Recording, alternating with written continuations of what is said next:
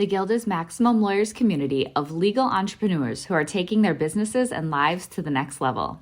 As a Guild member, you'll build relationships, be held accountable, and learn strategies specifically designed to get you unstuck and accelerate your plan for growth.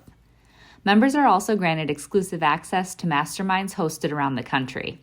Our next event is coming up, and we're heading to Scottsdale, Arizona.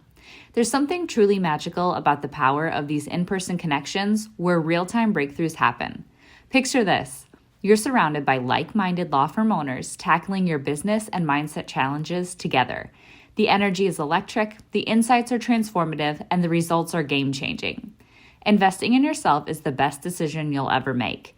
The knowledge, strategies, and breakthroughs you'll gain are priceless assets that will supercharge your practice and propel you forward. Join the Guild and secure your ticket to Scottsdale at the best possible price by visiting maxlawevents.com. I want to keep high quality paralegals and associates in the office. I don't necessarily want to be bogged down with training and supervising somebody scanning the mail. The receptionist at Smith can do such a better job at maintaining the emotional tenor that's necessary to answer the phone than someone else who's bogged down in the work of the firm and needs to be a little bit more emotionally neutral when it comes to just getting a task done. Run your law firm the right way. This is the Maximum Lawyer Podcast. Your hosts, Jim Hacking and Tyson Mutrux. Let's partner up and maximize your firm. Welcome to the show. Welcome back to the Maximum Lawyer Podcast. I'm Jim Hacking. And I'm Tyson Mutrux. What's up, Jimmy? Oh, Tyson, I just was talking to our guest about my awesome trip to Morocco. It's funny, we didn't share any of the photos or anything on social media while we were gone because we didn't want people to know that we were on another continent, and I'm just sort of tweeting them out or sending them out little by little, and everybody thinks I'm still there, so it's been sort of funny.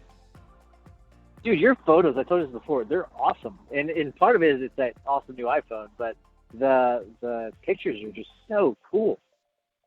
Yeah, the colors were amazing. We went to this one town called Chefchaouen, which is known as the Blue City. All the buildings are painted blue, and the colors just came back really nicely. I think that's the thing that I like the most about it is the colors of the picture are just so cool. And I think I was a little envious. I was a little jealous. So one of the only things you made me jealous about. So pretty cool. It's a really easy trip. It's only a 6-hour flight from New York City, so it was totally doable. We had a great time, and it was good to get away. But our guest today is Devin Slavinsky. She's an active member in the Facebook group. She has lots of good advice for people, so I reached out to her last week to see if she was interested in coming on the show, and she graciously has. So, Devin, thanks for being here with us. Thank you for having me. I'm glad to be here with you, Jim and Tyson. You guys have put together a really great group, and it has helped my law practice tremendously. That's awesome to hear. Every time I hear that, it makes me feel great. So that's awesome. So tell us a little bit, Devin, about yourself, about your firm, and how you got to this point. Sure. So I came here through a pretty unintended path. I was a legal aid attorney. I came out of law school at a time where the economy was really down. That was not necessarily the first thing I wanted to do. But I got a job as a legal aid attorney here in Roanoke, Virginia, and worked there for 3 years. I decided, I thought there could be some new ways to help serve lower income folks.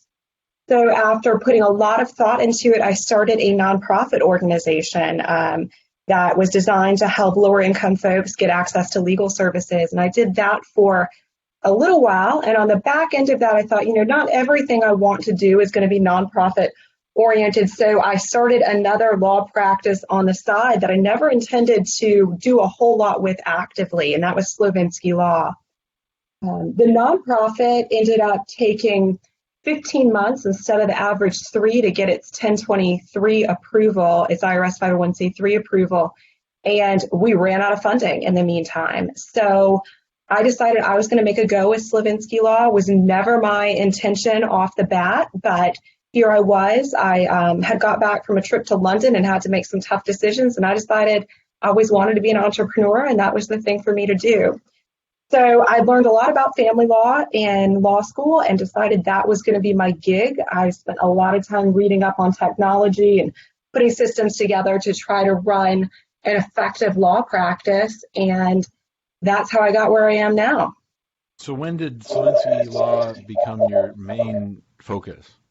So I got back from a 6-week trip to London in about December of 2017. I was there with the American Inns of Court. When I got back from that, that's when I had to make those tough decisions, and I went full-time with Slavinsky Law after shutting down the nonprofit December of 2017.